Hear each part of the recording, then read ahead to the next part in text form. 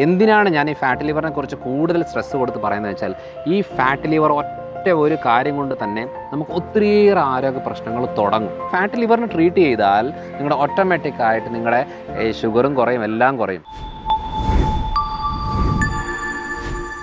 Hello everyone, I doctor Manoj Johnson. Lifestyle മെഡിസിനിലേക്ക് സ്വാഗതം. ഇന്ന് നമ്മൾ ഡിസ്കസ് ചെയ്യാൻ പോകുന്നൊരു വിഷയം എന്ന് പറയുന്നത്, ഒത്തിരിയേറെ ആളുകളുടെ ഒരു പ്രശ്നം തന്നെയാണ് കരൾ വീക്കം. കാരണം ഫാറ്റ് ലിവർ എന്ന് പറയുന്നത് ഇല്ലാത്ത ആൾക്കാർ വളരെ കുറവാണ്. ഇപ്പം ഒരു 18 വയസ്സിന് മുകളിലോട്ട് എടുക്കുകയാണെന്നുണ്ടെങ്കിൽ 95% ആളുകൾക്കും ഫാറ്റ് ലിവറിന് സാധ്യതകളുണ്ട്. പക്ഷേ അതിന് ഗ്രേഡ് വേറെ വേറെ ആയിരിക്കും എന്നുള്ളതാണ് മെയിനായിട്ടുള്ള കാര്യം. അപ്പോൾ എന്താണ് ഈ കരൾ വീക്കം? കാരണം എന്ന് വെച്ചാലേ, ഇപ്പം നമ്മൾ ക്ലിനിക്കിൽ കൺസൾട്ടേഷന് വരുന്ന സമയത്ത് ഒരാൾ വരുമ്പോൾ തന്നെ നമുക്ക് ഏകദേശം ഒരു ശരീര രീതി അനുസരിച്ച് നമുക്ക് മനസ്സിലാവും ഫാറ്റ് ലിവർ ഉണ്ടോ ഇല്ലയോ എന്ന്. അപ്പോൾ അതിനകത്ത് സ്കിന്നിൻ്റെ കളർ ചേഞ്ചസ് ഉണ്ടാകാം, മുടി പൊഴിച്ചിലെ രീതികളുണ്ടാകാം, ശരീരത്തിൻ്റെ പ്രൊപ്പോർഷൻ ഉണ്ടാകാം, അതായത് സ്കിന്നിൻ്റെ രീതി, അതായത് നമുക്ക് ഫേസിലും മനസ്സിലാവും, കൈയും കാലുകളിലും നോക്കിയാൽ തന്നെ നമുക്ക് ഏകദേശം ഒരു ഐഡിയ മനസ്സിലാവും. അപ്പോൾ നമ്മൾ ചോദിക്കും, ഫാറ്റ് ലിവർ ഉണ്ടല്ലേ എന്ന് പറഞ്ഞു. ഫാറ്റ് ലിവർ സാധ്യതയില്ലല്ലോ, ഞാൻ ഫാറ്റ് ലിവറല്ല, ഞാൻ എൻ്റെ ലിവർ ഫംഗ്ഷനൊക്കെ നോക്കിയതാണ്, ഞാൻ കൊളസ്ട്രോൾ നോർമലാണ്, കാര്യങ്ങളെല്ലാം നോർമലാണ്, യാതൊരു കുഴപ്പമില്ല എന്ന് പറയും. അപ്പോൾ നമ്മൾ പറയും ഇല്ല, ഫാറ്റ് ലിവറിന് സാധ്യതയുണ്ട്. അപ്പോൾ ഒരു കാര്യം ചെയ്യുക, നിങ്ങൾക്ക് സംശയം ഉണ്ടെന്നുണ്ടെങ്കിൽ വേണമെന്നുണ്ടെങ്കിൽ ഒരു അൾട്രാസൗണ്ട് സ്കാൻ ചെയ്താൽ മതി, അപ്പോൾ മനസ്സിലാവും. വേണമല്ലോ, കാരണം ഞങ്ങളോട് ആരും ഇതുവരെ പറഞ്ഞിട്ടില്ല എന്ന് പറയാറുണ്ട്. അപ്പോൾ പറഞ്ഞു, അപ്പോൾ ഒരു കാര്യം ചെയ്യും, നിങ്ങൾ നോക്ക്. അപ്പോൾ നോക്കിക്കഴിഞ്ഞ് വരുമ്പോഴത്തേനും മനസ്സിലാവും ഫാറ്റ് ലിവറാണ്, ഗ്രേഡ് 1 ആണെന്നൊക്കെ മനസ്സിലായപ്പോഴും പറയും, അതെങ്ങനെയാണ് ഡോക്ടർക്ക് ഇത് നോക്കി ഇപ്പോൾ ഒരു ശരീരം കണ്ടപ്പോൾ മനസ്സിലായത് എങ്ങനെയാണ്? അതൊക്കെ മനസ്സിലാവും, കാരണം ഓരോ ശരീര രീതി ആണ് മനസ്സിലാവും. പക്ഷേ ഞാൻ ഒരു പ്രാവശ്യം, അതായത് ഈ വ്യക്തി ഈ സ്കാൻ റിപ്പോർട്ട് ചെയ്ത് കഴിഞ്ഞിട്ട് വേറൊരു ഡോക്ടറെ കാണിച്ചു കഴിഞ്ഞാൽ പറഞ്ഞു, സാരമില്ല, അത് എല്ലാവർക്കും ഉള്ളൊരു കാര്യമാണ് എന്ന് പറഞ്ഞു. അപ്പോൾ ഈ ഒരു സാരമില്ല, എല്ലാവർക്കും ഉള്ളതാണ്, എനിക്ക് തന്നെ ഉണ്ട് എന്ന രീതിയിലാണ് ഭൂരിഭാഗം സ്ഥലങ്ങളിലും പറയുന്നൊരു കാര്യം. ഫാറ്റ് ലിവർ എന്ന് പറയുന്നത് വളരെ നിസ്സാരമായിട്ട് എടുക്കുന്ന ഒരു പ്രശ്നമാണ്. പക്ഷേ നേരായിട്ടും അങ്ങനെയാണോ ഫാറ്റ് ലിവർ? എന്തിനാണ് ഞാൻ ഈ ഫാറ്റ് ലിവറിനെ കുറിച്ച് കൂടുതൽ സ്ട്രെസ് കൊടുത്ത് പറയുന്നത് വെച്ചാൽ, ഈ ഫാറ്റ് ലിവർ ഒറ്റ ഒരു കാര്യം കൊണ്ട് തന്നെ നമുക്ക് ഒത്തിരിയേറെ ആരോഗ്യ പ്രശ്നങ്ങൾ തുടങ്ങും. അതായത് ചില ആളുകൾ പറയാറില്ലേ, എൻ്റെ അടുത്ത് വരുന്ന കാര്യങ്ങളിലാണ് ഞാൻ മെയിനായിട്ട് പറയുന്നത്. ചിലർ വന്നിട്ട് പറയും, ഡോക്ടറെ ഞാൻ 2 നേരം ഇൻസുലിൻ എടുക്കുന്നുണ്ട്, രാവിലെ ഉച്ചയ്ക്കും വൈകിട്ടും ഞാൻ ഷുഗറിന് ഗുളിക കഴിക്കുന്നുണ്ട്, എന്നിട്ടും എനിക്ക് ഷുഗർ കുറയുന്നില്ല. ഞാൻ എക്സസൈസ് ചെയ്യുന്നുണ്ട്, ഡയറ്റ് നോക്കുന്നുണ്ട്, മരുന്ന് കറക്റ്റായിട്ട് എടുക്കുന്നുണ്ട്. ഇത് 3ആണല്ലോ മെയിനായിട്ട് ഷുഗർ കൺട്രോൾ ചെയ്യാൻ, എന്നിട്ടും എനിക്ക് ഇതാക്കാൻ പറ്റുന്നില്ല. അത് എന്താണെന്ന് എനിക്ക് മനസ്സിലാകുന്നില്ല. ഞാനിങ്ങനെ ഡോസ് കൂട്ടി പൊയ്ക്കൊണ്ടിരിക്കുകയാണ്, ഇത് കൺട്രോളിൽ നിൽക്കുന്നില്ല. എനിക്ക് യൂറിനിലൂടെയൊക്കെ ഇങ്ങനെ പത പോകാൻ തുടങ്ങി, ക്രിയാറ്റിൻ ലെവൽ കൂടാൻ തുടങ്ങി, എനിക്കൊന്നും മനസ്സിലാകുന്നില്ല എന്താ ചെയ്യേണ്ടതെന്ന്. അപ്പോഴാണ് പറയുന്നത്, നിങ്ങളൊരു കാര്യം ചെയ്യുക, നിങ്ങൾ അൾട്രാസൗണ്ട് സ്കാൻ ചെയ്യണം. ആ സ്കാനിനകത്ത് നമുക്ക് മനസ്സിലാവും ഫാറ്റ് ലിവർ ഉണ്ടെന്ന്. നിങ്ങൾക്ക് വേണമെന്നുണ്ടെങ്കിൽ ചെയ്തോ, ഇല്ലെന്നുണ്ടെങ്കിൽ ഫാറ്റ് ലിവറിനെ ട്രീറ്റ് ചെയ്താൽ നിങ്ങളുടെ ഓട്ടോമാറ്റിക്കായിട്ട് നിങ്ങളുടെ ഷുഗറും കുറയും, എല്ലാം കുറയും. കാരണം ഫാറ്റ് ലിവർ എന്ന് പറയുന്നത് ഒത്തിരിയേറെ ഫങ്ഷൻസിനെ എന്താ പറയുക, ഇറഗുലർ ചെയ്യും. അതായത് ടോട്ടൽ ഇംബാലൻസ് ഉണ്ടാക്കുന്ന ഒരു കാര്യമാണ്. എന്തുകൊണ്ടാണ് ഫാറ്റ് ലിവർ ഉള്ള ആളുകളിൽ കൂടുതൽ ആളുകൾക്കും തൈറോയ്ഡ് വരുന്നതിൻ്റെ മെയിൻ കാര്യം എന്താണ്?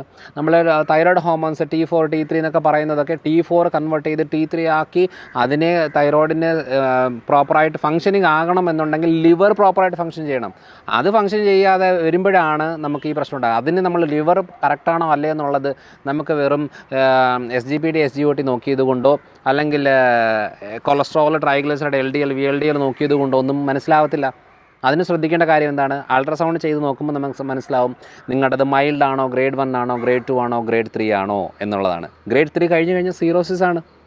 അപ്പോൾ എന്നാ നമുക്ക് എല്ലാത്തിനും ഓപ്ഷൻ ഉണ്ടെന്ന് പറഞ്ഞുകൊണ്ട് അതിന് സാരമില്ല എന്ന് പറഞ്ഞു. കാരണം ഭൂരിഭാഗം സ്ഥലങ്ങളിൽ ഫാറ്റ് ലിവറിന് മരുന്ന് കൊടുക്കാറില്ല, ഫാറ്റ് ലിവറിനുള്ള ഭക്ഷണവും പറയാറില്ല. കാരണം എന്താ, അത് സാരമില്ല എന്നുള്ള രീതിയിലേക്കാണ് പോയിക്കൊണ്ടിരിക്കുന്നത്. പക്ഷേ ഈ സാരമില്ല എന്ന് പറയുന്ന ഈ ഒറ്റ ഡേഞ്ചറസ് വാക്ക് കൊണ്ട് പൊതുവെ നമ്മളെന്ത് ചെയ്യും, കുഴപ്പമില്ലല്ലോ, ഇനിയിപ്പം പ്രശ്നം എന്താ എന്ന് പറഞ്ഞു വെച്ചാൽ നമ്മൾ നോർമലായിട്ടുള്ള എല്ലാ രീതികളും ചെയ്തുകൊണ്ട് പോകും. പക്ഷേ ഫാറ്റ് ലിവർ ഉണ്ടാകുന്നതിൻ്റെ മെയിൻ റീസൺ എന്ന് പറയുന്നത് 4-5 കാര്യങ്ങളാണ്. അമിതമായിട്ടുള്ള അരിയാഹാരം, അമിതമായിട്ടുള്ള കിഴങ്ങ് വർഗ്ഗത്തിന് ഉപയോഗം, അമിതമായിട്ടുള്ള മധുര സാധനങ്ങൾ, ബേക്കറിയുടെ സാധനങ്ങൾ, അതേപോലെ തന്നെ മലേറിയ, ടൈഫോയിഡ്, ജോണ്ടിസ് പോലത്തെ രോഗാവസ്ഥ എന്തെങ്കിലും വന്നെങ്കിൽ, അതേപോലെ തന്നെ മദ്യപാനം, അതേപോലെ പുകവലി, ഡ്രഗ്സിൻ്റെ യൂസുകൾ, പിന്നെ ഓവറായിട്ടുള്ള സ്ട്രെസ്സ്. കാരണം സ്ട്രെസ്സിൻ്റെ അളവ് കൂടുന്നതനുസരിച്ച് നമുക്ക് ഓവർ ഈറ്റിംഗ് പ്രശ്നങ്ങളുണ്ടാകും. നമുക്ക് എന്ത് ഭക്ഷണം കിട്ടിയാലും സാരമില്ല, നമുക്ക് കഴിച്ചാൽ മതി എന്നുള്ളൊരു തോന്നൽ വരും. ഇതെല്ലാം നമുക്ക് ഇതിൻ്റെ ഒരു പല പല കാരണങ്ങളാണ്. അപ്പോൾ നമ്മൾ നോക്കുമ്പോൾ എന്നാണ് ഫാറ്റ് ലിവറോ, എനിക്കോ, ഞാൻ അതിന് മദ്യപിക്കുന്ന ആളല്ല, ഞാൻ മദ്യം കൈ കൊണ്ട് പോലും തൊട്ടിട്ടില്ല, എങ്ങനെയാണ് പിന്നെ എനിക്ക് വരുന്നത്? എത്രയോ സ്ഥലങ്ങളിൽ സ്ത്രീകൾ വന്ന് പറയാറുണ്ട്, ഞാൻ മദ്യം തൊടുന്ന ആളല്ല, ഞാനാണെന്നുണ്ടെങ്കിൽ അധികം എന്താ പറയുക ഇറച്ചി മീനും കഴിക്കാറില്ല, എന്തിനാണ് എനിക്കിങ്ങനെ വന്നതെന്ന് എനിക്കറിയില്ല. സത്യം പറയാം, ഇറച്ചി മീനോ മുട്ടയോ കഴിക്കുന്നതുകൊണ്ട് മാത്രമല്ല ഫാറ്റ് ലിവർ ഉണ്ടാകുന്നത്.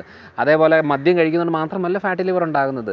അമിതമായിട്ടുള്ള ചോറിൻ്റെ ഉപയോഗം, കാലറിയുടെ ഉപയോഗങ്ങൾ, ബേക്കറി സാധനങ്ങൾ, മധുരം നന്നായിട്ട് കഴിക്കുന്നവർക്കാണ്. കാരണം ചിലത് പറയുന്നുണ്ട്, ഞാൻ ചോറ് ഇത്രയേ കഴിക്കാറുള്ളൂ, കുറച്ചേ ഉള്ളൂ ചോറ്. രാവിലെ ആണെന്നുണ്ടെങ്കിൽ കഷ്ടിച്ച് 1-2 ദോശ, അതിൽ കൂടുതലൊന്നും ഞാൻ കഴിക്കാറേ ഇല്ല. അപ്പോൾ എല്ലാം നോക്കിക്കഴിഞ്ഞിട്ട് ഞാൻ നോക്കിയിട്ട് ഒന്നും മനസ്സിലാകുന്നു എന്തുകൊണ്ട് ഇവർക്ക് ഫാറ്റ് ലിവർ വരുന്നു. അപ്പോൾ ഞാൻ ചോദിച്ചു, നിങ്ങൾക്ക് മധുരം ഇഷ്ടമാണോ? പറഞ്ഞാൽ മധുരം ഇഷ്ടമാട്ടോ, മധുരം എനിക്ക് വീക്ക്നെസ്സാണ്. കാരണം എന്ന് വെച്ചാൽ ഈ മധുരം ഞാൻ ഇടയ്ക്കിടയ്ക്ക് പോയിട്ട് കുറച്ച് സ്വീറ്റ് എന്തെങ്കിലും കഴിക്കും, കുറച്ച് ജിലേബി, കുറച്ച് ലഡു എന്നൊക്കെ പറഞ്ഞാൽ ഒരു ദിവസം പല തവണകളായിട്ട് കഴിക്കാറുണ്ട്. അപ്പോൾ പറഞ്ഞാൽ നിങ്ങളുടെ ഫാറ്റ് ലിവറിൻ്റെ കാര്യം മധുരം തന്നെയാണ്.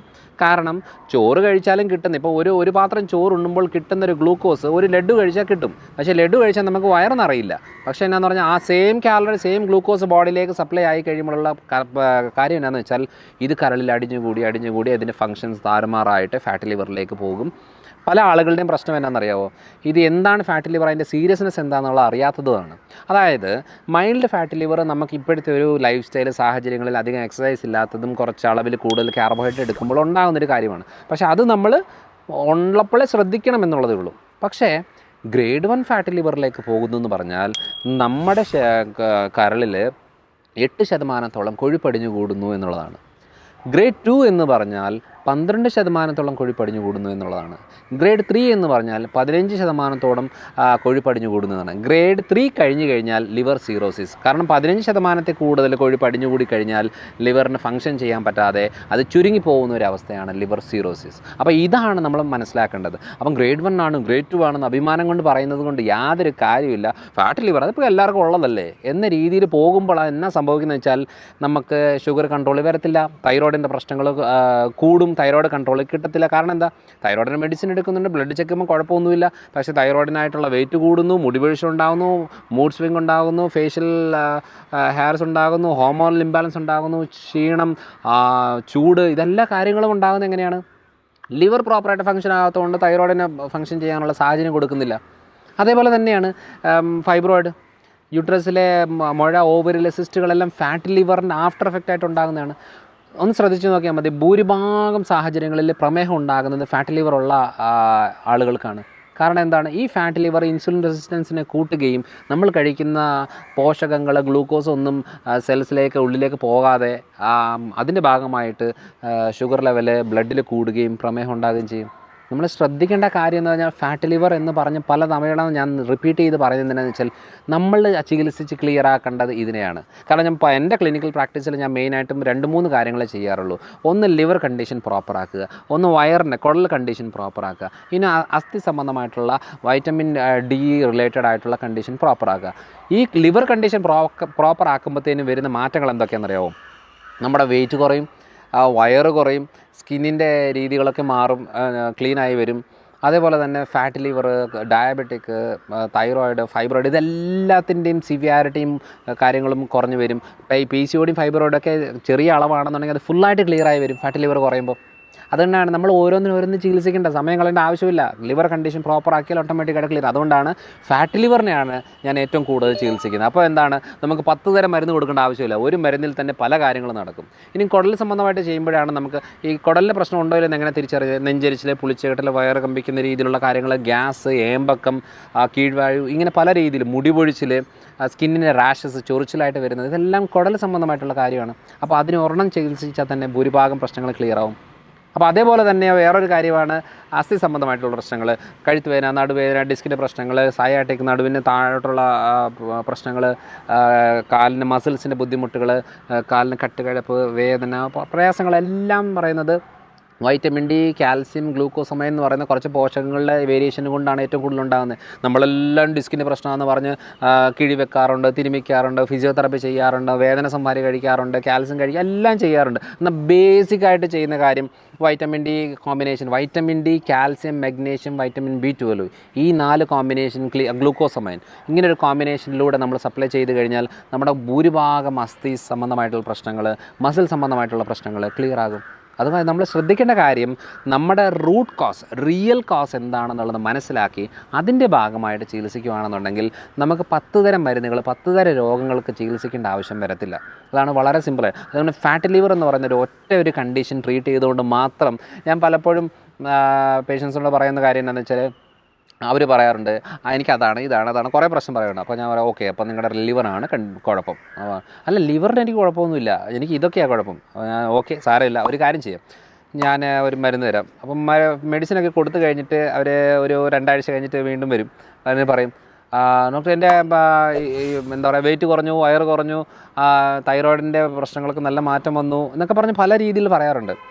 അപ്പം ഞാൻ പിന്നെ പറയുന്നതാണ്, നിങ്ങൾക്ക് ഞാൻ ഇതിനൊന്നും മരുന്ന് തന്നിട്ടില്ല. നിങ്ങൾക്ക് തന്ന മരുന്ന് ഞാൻ ലിവർ ഫംഗ്ഷൻ ഒന്ന് പ്രോപ്പറാകാൻ വേണ്ടി തന്നതേ ഉള്ളൂ, ഫാറ്റ് ലിവർ എന്ന് കുറയാൻ തന്നതേ ഉള്ളൂ. ലിവർ കണ്ടീഷൻ പ്രോപ്പറായാൽ ഓട്ടോമാറ്റിക്കായിട്ട് നിങ്ങളുടെ പല വിഷമങ്ങളും ബുദ്ധിമുട്ടുകളും പ്രയാസങ്ങളും ക്ലിയറായി വരും. അപ്പോൾ ആ ഒരു രീതിയിലാണ് നമ്മളതിനെ കാണേണ്ടത്. റൂട്ട് കോസ് കണ്ട് മനസ്സിലാക്കി ചികിത്സിക്കുകയാണെന്നുണ്ടെങ്കിൽ ഏറ്റവും ഈസി ആയിട്ട് നമുക്ക് അതിനെ ക്ലിയർ ആക്കാൻ സാധിക്കും. അപ്പോഴാണ് നമ്മൾ മനസ്സിലാക്കുന്നത്. ചിലർ പറയല്ലേ, ഇതേ ഡോക്ടർ എൻ്റെ മരുന്നുകൾ ലിസ്റ്റ്, അതായത് 2 പേജൊക്കെ വരും അവർ കഴിക്കുന്ന ഒരു ദിവസം മരുന്നിൻ്റെ ലിസ്റ്റ് കാണുമ്പോൾ. ഈ മരുന്നുകൾ ഇത്രയും കഴിക്കുമ്പോൾ തന്നെ ലിവറിൻ്റെ കണ്ടീഷന്, കിഡ്നിയുടെ കാര്യത്തിനും തീരുമാനമാവും. കാരണം അത് മതി വേറെ 100 ഇരട്ടി പ്രശ്നങ്ങളുണ്ടാക്കാൻ. ഷുഗറിന് തന്നെ 4-5 ടൈപ്പ് മരുന്നാണ് കഴിക്കുന്നത് ഒരാൾ. എന്തുകൊണ്ടാണ് ഇത് ഏക്കാത്തത്? അത് നോക്കുന്നില്ല. വീണ്ടും മരുന്ന്, ഒരു മരുന്ന്, അതിൻ്റെ കോമ്പിനേഷൻ വേറൊരു മരുന്ന്, അതിനെ കൊണ്ട് ഇൻസുലിൻ, എല്ലാം കൂടെ ചേരുമ്പോഴത്തേനും എന്തുകൊണ്ടാണ് ഇത് ഏക്കാത്തത്? Fat liver. അതുകൊണ്ടാണ് എടുത്തു പറയുന്നത്, നിങ്ങൾ 10 തരം മരുന്ന് കഴിക്കുന്നതിന് പകരം ലിവർ കണ്ടീഷൻ പ്രോപ്പറാക്കിയാൽ ഏറ്റവും നല്ലതാണ്. ഇനി എങ്ങനെയാണ് ലിവർ കണ്ടീഷൻ പ്രോപ്പറാക്കുന്നത്? മരുന്നുകൾ ആവശ്യമുണ്ട്, എന്നാലും നമുക്ക് അല്ലാതെ തന്നെ ചെയ്യാൻ പറ്റുന്ന വലിയ കുഴപ്പമില്ലാത്ത ഫാറ്റ് ലിവർ ആണെന്നുണ്ടെങ്കിൽ നമുക്ക് ഇൻ്റർമീഡിയറ്റ് ഫാസ്റ്റിംഗ് നല്ലൊരു ഓപ്ഷനാണ്. രാവിലെ നോർമൽ ഫുഡ്, ഉച്ചയ്ക്ക് നോർമൽ ഫുഡ്, രാത്രി ഫുഡ് സ്കിപ്പ് ചെയ്യുക, നന്നായിട്ട് വെള്ളം കുടിക്കുക, പിറ്റേ ദിവസം രാവിലെ നോർമൽ ഫുഡിലേക്ക് വരിക, ബെറ്റർ ഓപ്ഷനാണ്. അതേപോലെ രണ്ടാമത്തെ ഓപ്ഷൻ എന്ന് പറയുന്നത് രാവിലെയും വൈകിട്ടും ഫ്രൂട്ട്സ് ആക്കുക, ഉച്ചയ്ക്ക് നോർമൽ ഡയറ്റ് ചെറിയ അളവിൽ എടുക്കുക, ഇത് നന്നായിട്ട് വെള്ളം കുടിക്കുക. കാരണം 20 കിലോ ഉള്ള ഒരാൾക്ക് 1 ലിറ്റർ വെള്ളം എന്ന പോലെ നമ്മൾ അളന്ന് കുടിക്കുകയാണെന്നുണ്ടെങ്കിൽ നമുക്ക് ഏറ്റവും കൂടുതലായിട്ട് ഈ ഒരു ലിവർ ഡീടോക്സിഫിക്കേഷൻ നടക്കും. എല്ലാ ദിവസവും നെല്ലിക്ക ജ്യൂസോ അല്ലെങ്കിൽ നാരങ്ങ ജ്യൂസോ ഉൾപ്പെടുത്തിയിട്ട് ഉപ്പിട്ടിട്ട്, അതായത് പഞ്ചസാര ഇടുന്നതുകൊണ്ട് കാര്യമില്ല, ഉപ്പിട്ട് ഉപയോഗിക്കുന്ന സാധിക്കുകയാണെന്നുണ്ടെങ്കിൽ അത് ഏറ്റവും നല്ലൊരു ഓപ്ഷനാണ്. ബീട്രൂട്ട് ജ്യൂസ് നല്ലൊരു ഓപ്ഷനാണ്. കുക്കുംബർ ജ്യൂസ് എല്ലാ ദിവസവും 1 ഗ്ലാസ് കുക്കുംബർ ജ്യൂസ് കുടിക്കുകയാണെന്നുണ്ടെങ്കിൽ നല്ലൊരു കാര്യമാണ്. ലിവർ ഡീടോക്സിഫിക്കേഷൻ നടക്കാൻ വളരെ ഹെൽപ്ഫുൾ ആവും.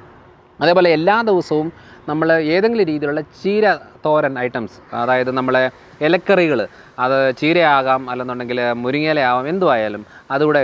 അപ്പോൾ സാധാരണ ആളുകളുടെ തെറ്റിദ്ധാരണ എങ്ങനെയെന്നറിയാമോ? ഫാറ്റ് ലിവറാണ്, കരളിൻ്റെ പ്രശ്നമാണ്, കൊളസ്ട്രോൾ ആണെന്ന് പറയുമ്പോഴത്തേനും ബീഫ് വേണ്ട, ചിക്കൻ വേണ്ട, മുട്ട വേണ്ട, ഇതെല്ലാം പ്രശ്നമാണ്. അതൊന്നും അല്ല പ്രശ്നങ്ങൾ, അതൊക്കെ പ്രശ്നക്കാരനാണ്. പക്ഷേ അളവ് കുറച്ചെടുത്താൽ യാതൊരു കുഴപ്പമില്ല. പക്ഷേ പ്രശ്നക്കാരൻ എന്ന് പറയുന്നത് അരിയാഹാരം, കിഴങ്ങ് വർഗ്ഗം, മധുര സാധനങ്ങളാണ്. നിങ്ങൾ ശ്രദ്ധിച്ചിട്ടുണ്ടോ, ഒരു പശുവിൻ്റെ ശരീരത്തിൽ എന്തോരം കൊഴുപ്പുണ്ട്? ചിക്കൻ ഫ്രൈ കഴിച്ചിട്ടാണോ, ബീഫ് കഴിച്ചിട്ടാണോ, അല്ലെന്നുണ്ടെങ്കിൽ എണ്ണയിൽ ഫ്രൈ ഉള്ള കഴിച്ചതാണോ? അല്ല, വെറും പുല്ലും പിണ്ണാക്കും അടിയരിയും വൈക്കോലും ഒക്കെ കഴിച്ചിട്ടാണ് ഇത്രയും കൊഴുപ്പുണ്ടായത്. അതുകൊണ്ട് കൊഴുപ്പുണ്ടാക്കുന്ന ശരീരമാണ്.